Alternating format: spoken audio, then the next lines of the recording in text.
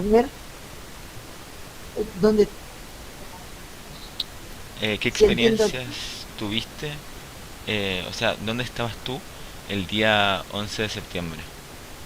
Ya, el día 11 de septiembre yo estaba en mi casa con mi mamá y mi hermano menor. Yo era profesora en una escuela 346 en la población José María Caro, donde yo vivía. Y yo estaba en mi casa preparándome para ir a la escuela, para ir a trabajar. Mm, Eh, y mi mamá, que se levantaba muy temprano, nos fue a despertar y nos dijo, hay un golpe de estado. Entonces, eh, mi hermano estaba en tercero medio y yo ya estaba trabajando en esa escuela. Entonces yo me levanté sin saber qué hacer, porque no sabía lo que era un golpe de estado. No tenía idea de lo que eso significaba. Entonces yo me levanté y, bueno, escuchamos la radio, escuchamos el último discurso de Salvador Allende, y después yo tomé mi bicicleta. Mi escuela, como te digo, estaba en la misma población donde yo vivía, en la José María Caro. Tomé mi bicicleta y me fui a mi escuela. Me fui a mi escuela para ver qué pasaba. Y había alumnos que llegaban a clases y entonces le decíamos, no, hoy día no hay clases porque hay un golpe de Estado. Pero nadie sabía qué era un golpe de Estado. Eh, no teníamos conciencia, pero con el pasar de las horas nos dimos cuenta de lo que ocurría. Entonces decidimos, con el auxiliar de la escuela, el señor que cuidaba y hacía el aseo, decidimos abrir una bodega en que se guardaban todas las cosas de lo que hoy día se llama Junaed, o sea, los mm. porotos, el arroz, las papas, en fin, con que hacíamos comida para los niños, y empezamos a repartirla en la población. Después eh, puse un cartel en la escuela, hoy no hay clases, vuelva a su casa y cuídese. Y tomé mi bicicleta y me devolví a mi casa. Eso fue las primeras horas del golpe. ¿Qué edad tenías cuando todo esto pasó? 20 años. 20. Sí, Eh, 20 años. ¿Y te esperabas que pasara algo como esto? No, no. En realidad, lo que te digo, que cuando se hablaba de golpe de Estado, yo al menos no entendía de qué se trataba un golpe de Estado. Entonces yo no me lo esperaba, porque yo había participado junto con alumnos, colegas, con mi mamá, sobrinos míos que eran chicos en esa época, niñitos.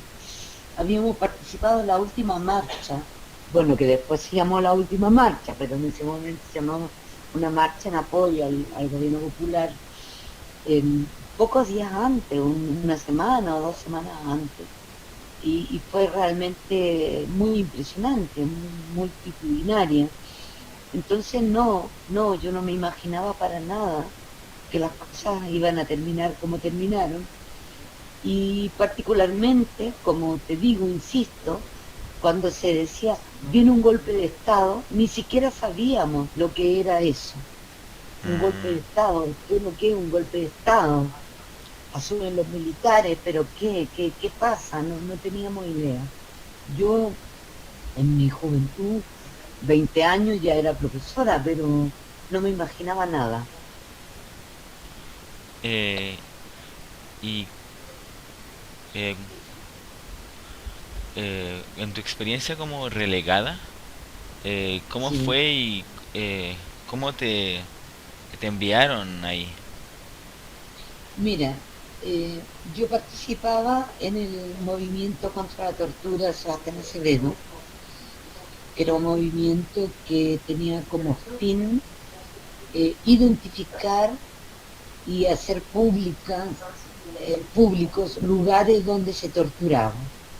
Entonces, hacíamos nuestras investigaciones y descubríamos que en República 35 había una casa de tortura. Entonces nosotros hacíamos una manifestación que duraba siempre 2 o 3 minutos, porque calculábamos antes que llegaran los pacos, y era una filosofía de la no violencia. Entonces, si llegaban los carabineros antes que nos fuéramos, nosotros resistíamos de manera no violenta, nos tirábamos al suelo, nos tomábamos de las manos, a veces rezábamos y resistíamos la represión sin contestar. Bueno, yo participaba de este movimiento y la quinta vez que me tomaron detenida, me mandaron relegada a un pueblito que queda en la sexta región, que se llama Putú, y que queda, Constitución es una ciudad que está cruzada por el río Maule, y para pasar hacia Putú hay que cruzar el río. Entonces el problema era que el río crecía en el invierno y no se podía pasar. Entonces eligieron este lugar para estas mujeres, eran 7 mujeres,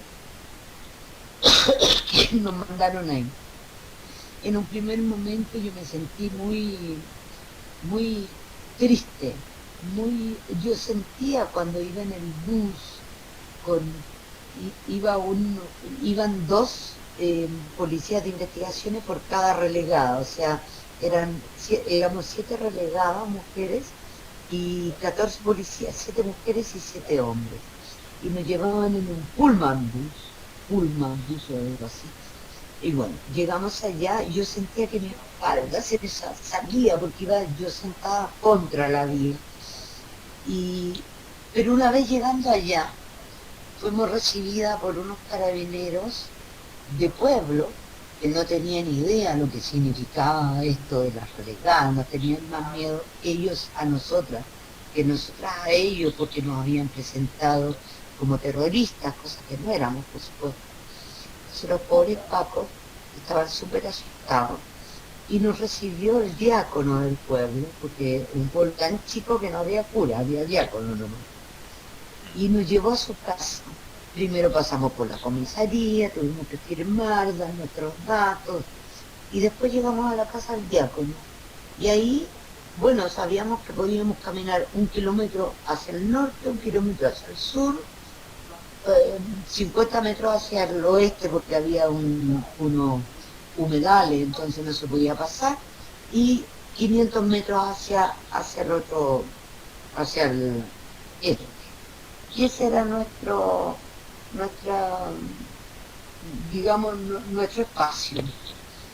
Y bueno, tuvimos experiencias muy lindas en el pueblo porque unas horas nomás después que habíamos llegado, llegó un chiquillo de unos 15 años con una bolsa de papas. Y dice, mi mamá me mandó a dejar estas papas para las niñas que vienen relegadas.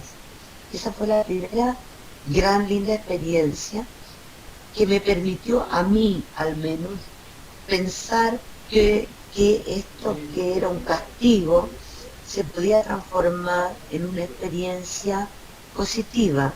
Y de hecho lo fue, nosotras establecimos muy buenas relaciones con el pueblo, incluidas las prostitutas del pueblo, que nos hicieron una comida maravillosa con una cazuela de pava y vino que corría así como en acequia, vino a tomar a lo loco. Yo formé un coro en la iglesia y hacía también clases de matemáticas para los niños que tenían problemas en la escuela.